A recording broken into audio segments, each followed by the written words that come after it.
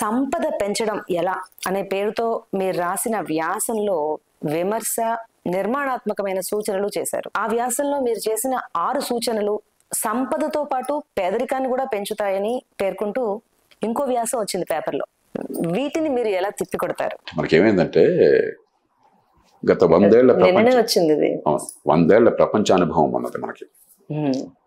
60-70 ఏళ్ల క్రితం మనం అంతా ఏమనుకున్నాం అంటే సంపద పెంచటము అంటే ప్రైవేట్ రంగంలో వీళ్ళంతా మూతుబరులు, ఎయిర్ కండిషన్ చేంబర్స్ లో సుఖాలు అనుభవిస్తున్నారు, కార్మికులు కష్టపడుతున్నారు. మనం ఏదో నేను కూడా అలాగే భావించాను. అవునా? ఏముంది 15-16 ఏళ్ళ వయసులో 17-18 ఏళ్ళ వయసు ఆర్థిక వ్యవస్థ అంటే తెలియక, సంపద అంటే తెలియక ఆ రకంగా భావించాను.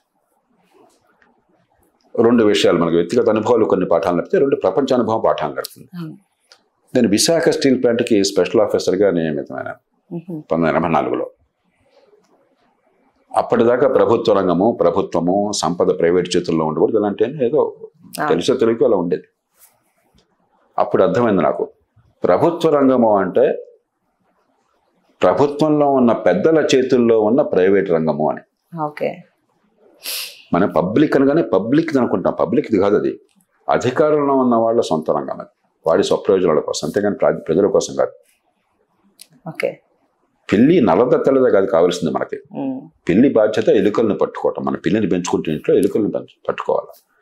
ఎలుకలను పట్టుకోలేని పిన్ని రంగు అయితే ఏమైతే నాకేం కావాలా? మార్కెట్లో నేను స్టీల్ కొంటుంటే మంచి రేటుకి మంచి నాణ్యత గల స్టీల్ మీరు ఇవ్వలేకపోతే ప్రభుత్వం చేస్తే నాకేం కావాలా? ప్రైవేట్ వాడు చేస్తే నాకేం కావాలా?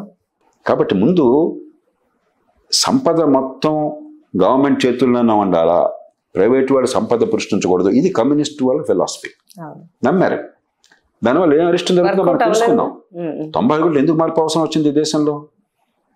చైనా ఎందుకని పంతా పూర్తిగా 180 డిగ్రీలు మార్చేసింది 1978-79లో? ఎందుకు రష్యా, సోవియట్ యూనియన్ కుప్పకూలిపోయినాయి? ఎందుకు ఈస్ట్ యూరప్ కుప్పకూలిపోయింది?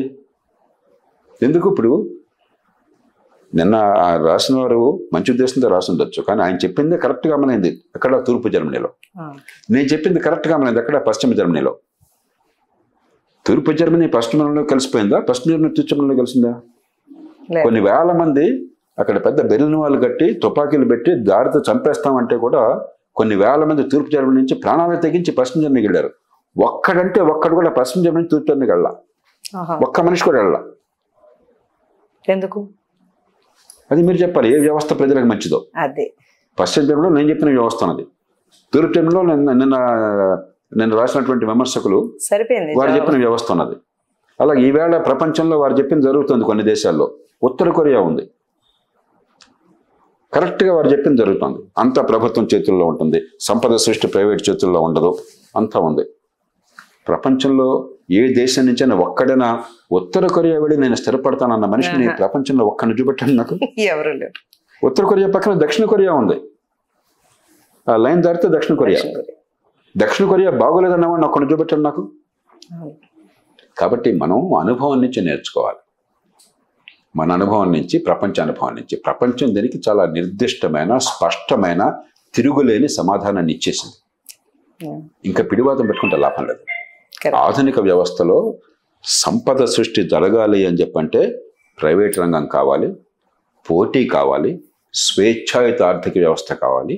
సమాజానికి కీడు కలగకుండా దాన్ని సరైన రీతిలో నియంత్రించాలి. ఉదాహరణకి కాలుష్యాన్ని పెంచారనుకోండి, సంపద పేరుతో కాలుష్యాన్ని ఆపాలి. అందుకోసం చట్టాలు ఉన్నాయి, అమలు చేయాలి.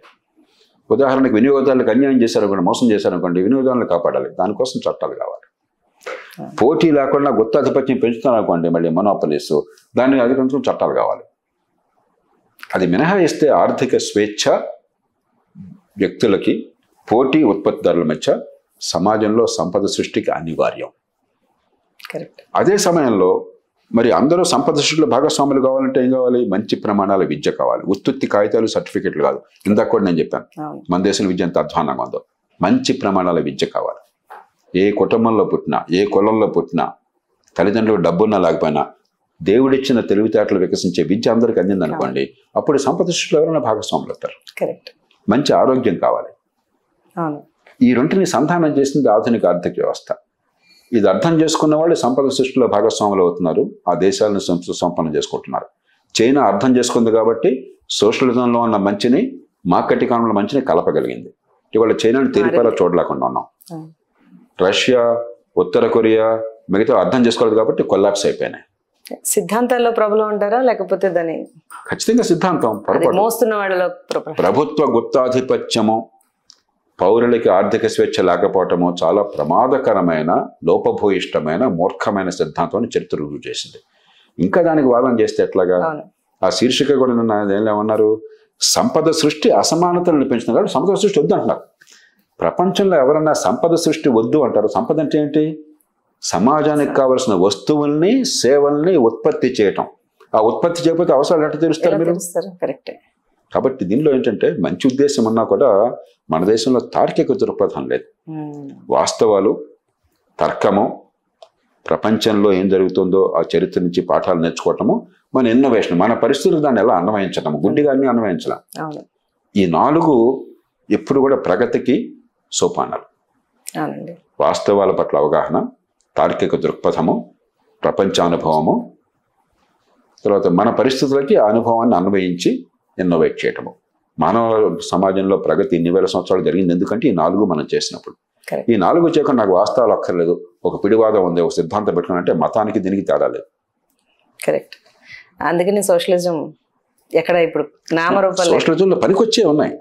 విద్య, ఆరోగ్యము, సామూహిక సదుపాయాలు, కొంతమేరకు సంక్షేమం, ఇవన్నీ సోషలిజంలో భాగాలు. ఈ రెంటిని కలపాలి. ఎక్కడ ఏది కలపాలో అర్థం చేసుకోవాలి. సంపద సృష్టిలో సోషలిజము, సంక్షేమంలో క్యాపిటలిజం అంటే నాశనం అవుతాం. అదే దేనికి దాని పాత్ర దానికి ఉన్నది. అది